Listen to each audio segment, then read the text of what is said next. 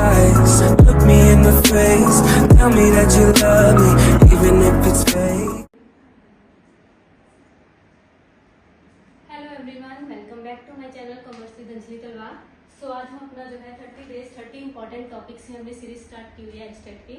उसका third topic करने वाले हैं जो कि है वर्ल्ड ट्रेड ऑर्गेनाइजेशन। इसको हम शॉर्ट फॉर्म में WTO कहते हैं। क्या कहते हैं? WTO, world trade organization. तो यहाँ पे एक चीज समझो कि अभी तक हमने IMF किया, इंटरनेशनल मॉनेटरी फंड, राइट, एक हमने IBRD मतलब वर्ल्ड बैंक किया, राइट, वो दोनों ब्रेटन वुड ट्विन्स थे। लेकिन ये जो है ये इंटरनेशनल पिलर तो है इंटरनेशनल बिजनेस के लिए, एक इंपॉर्टेंट पिलर है जो कि trade between different countries, trade मतलब एक्सपोर्ट इंपोर्ट, ठीक है। जब हम डिफरेंट कंट्रीज में ट्रेड की बात करते हैं तो वहाँ पे एक्सपोर्ट इंपोर्ट होता है, तो उसके इससे रिलेटेड जो भी मेजर्स हैं, जो भी स्टेप है, जो भी एग्रीमेंट बनेंगे वो इसके अंडर आते हैं। यहाँ तक समझ आया?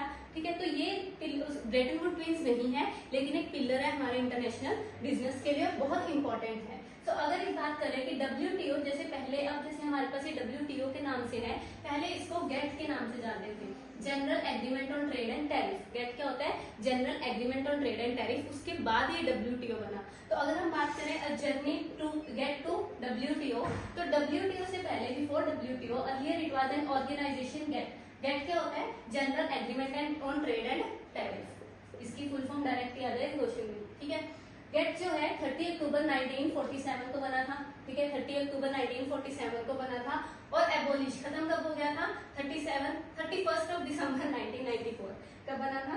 31 दिसंबर 1994 को ये बंद हो गया था। और 1 जनवरी 1950 में, अगर ये 31 दिसंबर 1994 को बंद हो रहा है तो इसकी जगह 1 जनवरी 1995 को कौन आएगा? WTO आएगा। यहाँ तक समझ आया?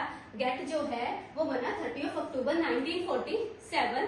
कब तक रहा? 31 दिसंबर 1994। 31 दिसंबर को इसको जो खत्म करके एक नया ऑर्गेनाइजेशन एक बनाई गई जिसको हम क्या कहते हैं? WTO का 1 जनवरी 1995। तो WTO कब आया? 1 जनवरी 1995 को। ये डायरेक्ट क्वेश्चन आता है, ठीक है।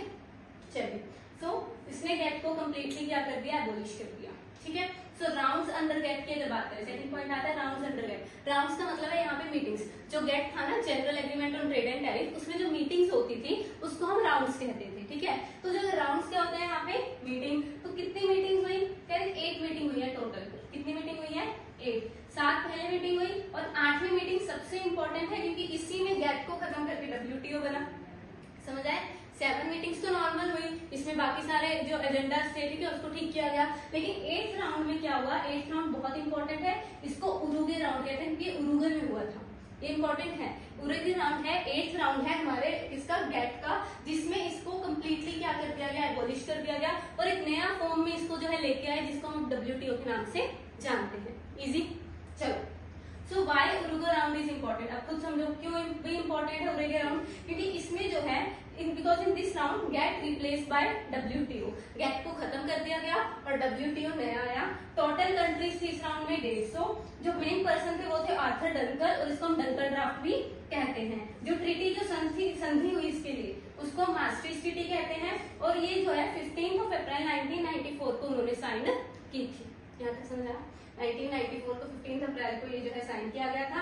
और ये कब कहाँ पे हुआ था? मरक्केश, मोरक्को में 1994 में, इसीलिए इसको मरक्केश एग्रीमेंट भी कहते हैं, ठीक है। ये हो जाएगा, इजी है। तो ये एक बार आप राइट डाउन कर लो या इसका स्क्रीनशॉट ले लो, ठीक है। फिर हम आगे कंटिन्यू करते हैं।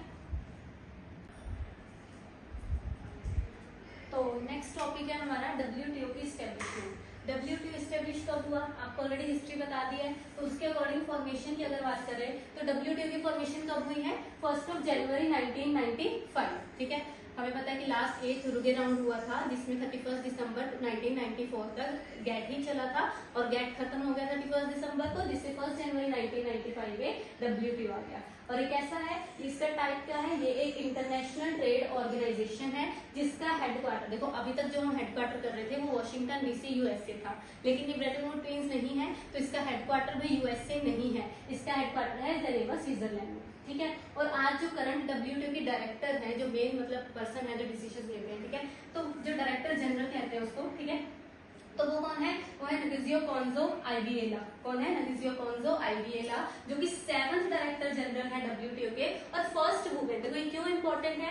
इसीलिए क्योंकि ये फर्स्ट वुमन और फर्स्ट अफ्रीकन है टू सर्व द WTO। समझ आया? तो जो हमारी कौन है, नगीजो कोंजो आइडियला, ये हमारी फर्स्ट वुमेन डायरेक्टर जनरल है और फर्स्ट ही अफ्रीकन है जो सर्व कर रही है WTO को। ठीक है, और इनकी जो मतलब लगा लो कार्यकाल है वो कब शुरू हुआ है, 1 मार्च 2021 से लेकर, और इनकी जो रिटायरमेंट टाइम हो जाएगी वो होगी 31 अगस्त 2025 को। इजी समझ आया? ये था बेसिक सा कि कब WTO बना, कहाँ इसका हेडक्वार्टर है, कैसा है, कौन डायरेक्टर जनरल है। अब बात आती है फंक्शंस ऑफ WTO की, कि WTO का काम क्या क्या है। अब खुद समझो, एक ट्रेड ऑर्गेनाइजेशन है, तो जो हमारे इंटरनेशनल ट्रेड है उसको बढ़ावा देने के लिए काम करेगा कि नहीं करेगा? तो ऑब्वियस सी बात है, जितने भी रिस्ट्रिक्शन, देखो दो तरह के रिस्ट्रिक्शन होते हैं हमारे इंटरनेशनल ट्रेड में, शायद आपने कहीं पढ़ा भी होगा। एक होते हैं टैरिफ बैरियर्स, एक होते हैं हमारे non tariff barriers, right. Tariff barriers को हम टैक्स बैरियर्स भी कहते हैं, जिसमें प्राइस पे फर्क पड़ता है, और प्राइस के अलावा जैसे क्वांटिटी में कोटा बना दिए, राइट, कुछ स्पेशल लेबलिंग रिक्वायरमेंट कर दी, तो वो सारी क्या होती है, नॉन टैरिफ होती है। क्यों लगाते हैं ये? हर कंट्री चाहती है कि हमारा एक्सपोर्ट ज्यादा हो और इम्पोर्ट कम हो, उसके लिए वो ट्रेड रिस्ट्रिक्शन लगाती है। अब खुद सोचो, अगर हर कंट्री ट्रेड रिस्ट्रिक्शंस लगाने लग जाएगी तो हमारी जो इंटरनेशनल बिजनेस है, इंटरनेशनल डेवलपमेंट है, वो कैसे होगी? वो तो होगी नहीं। इसीलिए WTO यही ध्यान रखना है कि जो अननेसेसरी, अब ये ध्यान रखना, सारे ट्रेड बैरियर्स नहीं खत्म करता, जो अननेसेसरी ट्रेड बैरियर्स है उनको खत्म करता है। ट्रेड एग्रीमेंट्स को एडमिनिस्ट्रेट करता है कि अगर कोई डिफरेंट कंट्रीज में ट्रेड एग्रीमेंट्स हो रहा है, अगर कोई नेगोशिएशन करवाने का एज अ फोरम वर्क कर रहा है, ठीक है, ट्रेड डिस्प्यूट्स हो जाता है तो उसको सेटल करने में काम कर रहा है। ये नेशनल ट्रेड पॉलिसीज को ध्यान में रखता है हर कंट्री की, कि कोई कंट्री बेफालतू में जो है टैरिफ नॉन टैरिफ बैरियर्स ना लगाए, है ना। जो ट्रेड कैपेसिटी है डेवलपिंग इकोनॉमीज की, उसके लिए वर्क करता है कि जो हमारी डेवलपिंग इकोनॉमीज है जो अब बढ़ेंगी, राइट, बढ़ रही है, तो उनके लिए उनकी ट्रेड कैपेसिटी को इंक्रीज करने के लिए हेल्प करता है और कोऑपरेट करता है विद अदर इंटरनेशनल ऑर्गेनाइजेशन। तो ये ध्यान में रखना, ये ट्रेड को बढ़ाने के लिए काम करता है।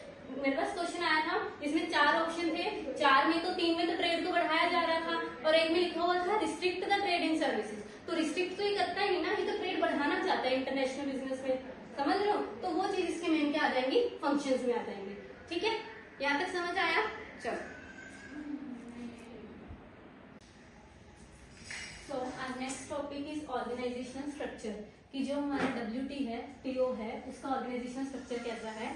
3 लेवल का स्ट्रक्चर है, समझो। सबसे पहले जो टॉप बॉडी है लेवल 1, उसको हम मिनिस्ट्रियल कॉन्फ्रेंस के नाम से जानते हैं। क्या है सबसे पहली बॉडी, सबसे मेन टॉप बॉडी जो सारे डिसीजंस लेती है वो है मिनिस्ट्रियल कॉन्फ्रेंस। सेकेंड लेवल पे हमारे आती है 3 तरह की बॉडीज, DSP जिसको हम डिस्प्यूट सेटलमेंट बॉडी कहते हैं, GC जनरल काउंसिल कहते हैं, और एक है TPRB trade policy review body, की जो ट्रेड पॉलिसी बनाई है उसको रिव्यू करने के लिए बॉडी है।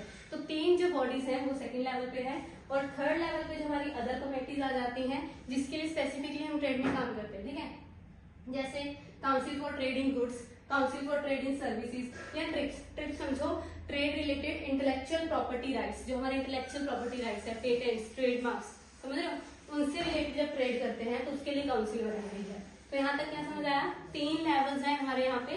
इसमें WTO में सबसे जो मेन टॉप बॉडी है वो है मिनिस्ट्रियल कॉन्फ्रेंस।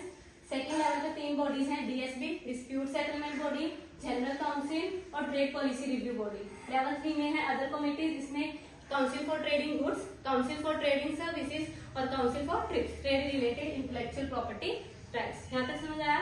एंड एक और बात यहाँ पे जो क्लियर करनी है कि लास्ट मिनिस्ट्रियल कॉन्फ्रेंस कब हुई है, मतलब जो मीटिंग है वो कब हुई है। तो लेटेस्ट 12th मिनिस्ट्रियल कॉन्फ्रेंस हुई है 24th ऑफ Feb 2024। इंपॉर्टेंट है, बिल्कुल करंट डाटा, कि हमारी जो लेटेस्ट है वो 12th मिनिस्ट्रियल कॉन्फ्रेंस हुई है 24th Feb 2024 को अबू धाबी UAE के ऊपर, ठीक है। तो ये आपको याद करना है, ये इंपॉर्टेंट है, ठीक है, क्वेश्चन इससे भी डायरेक्ट बनता है। ओके,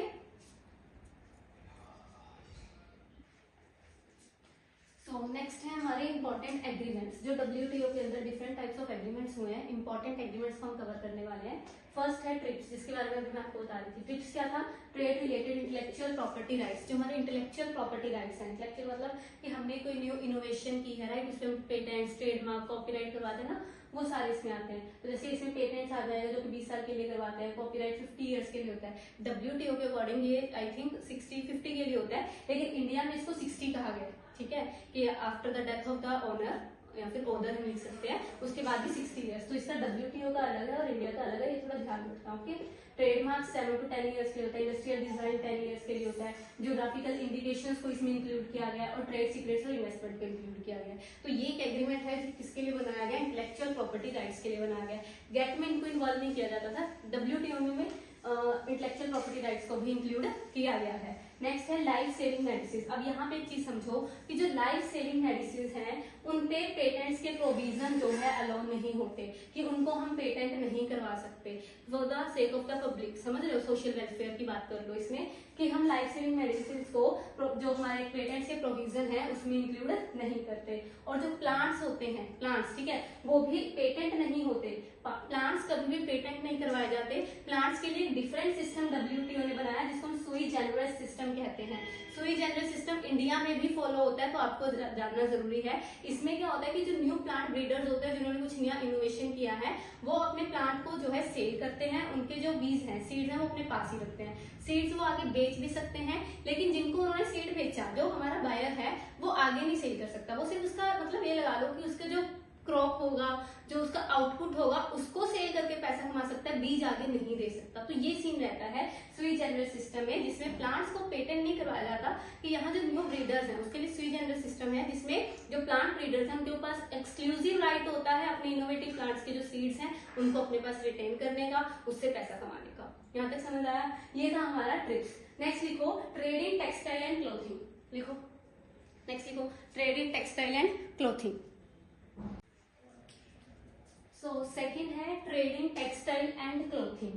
जो हमारे टेक्सटाइल्स एंड क्लोथिंग्स के लिए ट्रेड है वो WTO में हुआ है, ठीक है। पहले ये मल्टी फाइबर एग्रीमेंट था, किसके टाइम पे, गेट के टाइम पे। जब गेट चलता था ना, तो जो टेक्सटाइल एंड क्लोथिंग के लिए हमारा एग्रीमेंट होता था उसको मल्टी फाइबर एग्रीमेंट कहते हैं, जो कि खत्म हो गया गेट के साथ। और नया जो आया वो आया agreement on ATC, agreement on textile and clothing, जिसमें सारे नॉन टैरिफ बैरियर्स को खत्म कर दिया गया। नॉन टैरिफ कौन से थे, वो कोटा वाले, ठीक है, टैक्स नॉन टैक्स बैरियर्स, ठीक है। And next one is dispute solving process. जब मैंने आपको इसका ऑर्गेनाइजेशन स्ट्रक्चर करवाया तो सेकंड लेवल पे हमने एक डिस्प्यूट सेटलमेंट बॉडी ली थी, जो कि जितने भी डिस्प्यूट्स होंगे, देखो जो डिस्प्यूट सेटलमेंट बॉडी है solves all disputes among member country and take time. और कितना टाइम लेगी, 1 साल के अंदर अंदर। अगर कोई फर्दर अपील नहीं हुई है और अगर कोई फर्दर अपील है तो 15 महीने के अंदर अंदर हम क्या करेंगे, सारे जो भी डिस्प्यूट्स है उनको सॉल्व करने की कोशिश करेगी। कौन, WTO, ठीक है, जो इनकी स्पेशल बॉडी बनाई गई है, डिस्प्यूट सॉल्विंग बॉडीज। और जो मेन है, तो जिससे क्वेश्चन भी ज्यादा बनता है, वो है सब्सिडीज।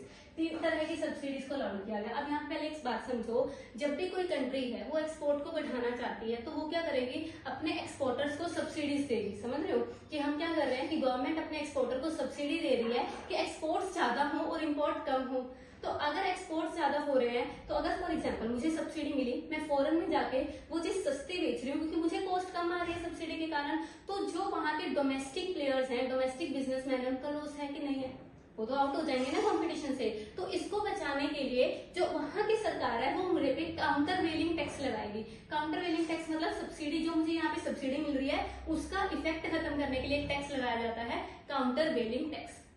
यहाँ तक समझ आया? तो इसीलिए इन सब को खत्म करने के लिए गवर्नमेंट ने, सॉरी WTO ने एक चीज बनाई, उसने सब्सिडी को 3 पार्ट्स में डिवाइड कर दिया। बॉक्सेस किसको हम कहते हैं, पहला है ग्रीन बॉक्स, वो सारी सब्सिडीज जो फुल्ली अलाउड है, लाइक रिसर्च पे हो गया, समझ रहे हो, जिससे मतलब सामने वाले नेशन को कोई दिक्कत नहीं आ रही है, वो सारी किसमें डाल दी, इसमें ग्रीन बॉक्स में, जो फुल्ली अलाउड है कि हम सब्सिडी एज ए गवर्नमेंट जो है अपने एक्सपोर्टर को सब्सिडी दे सकती है। सेकेंड है एम्बर बॉक्स। एम्बर बॉक्स में कौन सी आती है, जो फार्मर्स को सपोर्ट करती है, लेकिन इसकी लिमिट लगा दी कि डेवलप कंट्री सिर्फ 5% सब्सिडी और अंडर डेवलप कंट्री सिर्फ 10% सब्सिडी ही अपने एक्सपोर्टर्स को दे सकती है, जो भी चीजें एम्बर बॉक्स में आती हैं। और लास्ट वन है ब्लू बॉक्स। ये एम्बर बॉक्स का ही पार्ट है कि दे सकते हैं लेकिन with some conditions, fully allowed with some conditions, समझ रहे हो। तो ये चीजें हैं, सब्सिडी इंपॉर्टेंट है, बॉक्सेस में आता है। ग्रीन बॉक्स जो सारी चीजें अलाउड है, मतलब हम सब्सिडी दे सकते हैं, वो then like research. Amber box में वो चीजें आएंगी जो दे तो सकते हैं लेकिन एक लिमिट में, और ब्लू बॉक्स में दे तो सकते हैं लेकिन विद कंडीशंस, ठीक है, ये समझ आया। सो नेक्स्ट है free trade zones. Free trade zones क्या होते हैं, ये हम जब इकोनॉमिक इंटीग्रेशन पढ़ेंगे, रीजनल इकोनॉमिक इंटीग्रेशन, उसमें भी करवाऊंगी। कुछ कंट्रीज मिलकर आपस में एग्रीमेंट कर लेती हैं कि जब हम आपस में एक्सपोर्ट इंपोर्ट करेंगे तो उस टाइम पे कोई भी हम टैरिफ या नॉन टैरिफ बैरियर्स नहीं लगाएंगे, तो वो क्या हो जाते हैं, फ्री ट्रेड जोन हो जाते हैं, ठीक है। 6th है export processing zones. Export export processing zone के बाद ही स्पेशल इकोनॉमिक जोन आए थे। सिमिलर ही तरीका है ये। इसमें हम एक एरिया को ऐसे डिफाइन कर देते हैं कि वहां से जो भी प्रोडक्शन होगी वो एक्सपोर्ट के लिए जाएगी, समझ रहे हो, वो एक्सपोर्ट होगी। तो हम चाहते हैं कि ज्यादा से ज्यादा एक्सपोर्ट हो, ज्यादा इंडस्ट्रीज एक्सपोर्ट में इंक्लूड हो, इनकल्स हो। तो उसके लिए हम क्या करते हैं, उनको कुछ कंसेशनल रेट्स देते हैं, लाइक टैक्स नहीं पे करना, समझ रहे हो, या फिर उसके बाद टैक्स कम पे करना है, कम रेट पे बिजली पानी दे दिया। तो ऐसे हम क्या देते हैं उनको सहायता मतलब सहूलियत देते हैं, ठीक है। फिर आता है स्पेशल इकोनॉमिक जोन। इसके बाद एक्सपोर्ट प्रोसेसिंग जोन के बाद ही स्पेशल इकोनॉमिक जोन आया। ये भी वही है कि हम कुछ एरियाज को हमारी कंट्री में स्पेशल इकोनॉमिक जोन का दर्जा दे देते हैं, जिससे क्या होता है जो भी इंडस्ट्रीज उसमें आके वर्क कर रही है उनको हम कोई ना कोई फैसिलिटीज देते हैं। जो हमारे यहाँ पे जो स्पेशल इकोनॉमिक जोन या एक्सपोर्ट प्रोसेसिंग जोन का कंसेप्ट आया वो चाइना से कॉपी किया गया था, क्योंकि चाइना में एक सक्सेसफुल मॉडल बना था इसका, बहुत सक्सेस हुए थे ये, उसको देख के ही इंडिया ने इसको फॉलो किया था, ये ध्यान रखना, ओके। तो ये हमारा कांडला गुजरात में पहला जो है स्पेशल इकोनॉमिक जोन बना था। फिर आता है नामा। इसमें यही इंपॉर्टेंट है नामा। नामा क्या है, नॉन एग्रीकल्चरल मार्केट असेस, मतलब नॉन एग्रीकल्चर मतलब कि एग्रीकल्चरल के अलावा जो प्रोडक्ट्स रह गए उनके लिए जो एग्रीमेंट बना है वो है नॉन एग्रीकल्चरल मार्केट असेस। ये एग्रीमेंट बनाया गया है बाय द WTO, जो कि दोहा डिक्लेरेशन पे बेस्ड है। दोहा डिक्लेरेशन कब हुई थी, 2001 में। उस टाइम पे एग्रीमेंट बनाया गया जिसमें रिड्यूस या एलिमिनेट किया गया टैरिफ्स को, मतलब टैक्स बैरियर्स को, स्पेशली एक्सपोर्ट करने के लिए उन चीजों को जो डेवलपिंग कंट्रीज में जाती है, समझ रहे हो। तो डेवलपिंग कंट्रीज के एक्सपोर्टेबल गुड्स के लिए टैरिफ बैरियर्स को खत्म करने के लिए कहा गया, ताकि जो डेवलपिंग कंट्रीज हैं हमारे वो भी आगे आए। एंड लाइक जैसे फॉर एग्जांपल मैन्युफैक्चरिंग गुड्स हो गए, मतलब नॉन एग्रीकल्चरल मैन्युफैक्चरिंग गुड्स हो गए, फ्यूल, माइनिंग एक्सेट्रा, ये सब आ जाएगा। तो ये थे आपके 8 एग्रीमेंट्स जो हमारे WTO में आते हैं। ये हमारा WTO का टॉपिक कंप्लीट होता है। कीजिए इसको, मिलते हैं नेक्स्ट क्लास में, next lecture. Thank you so much. Tell me pretty lies, look me in the face, tell me that you love me, even if it's fake.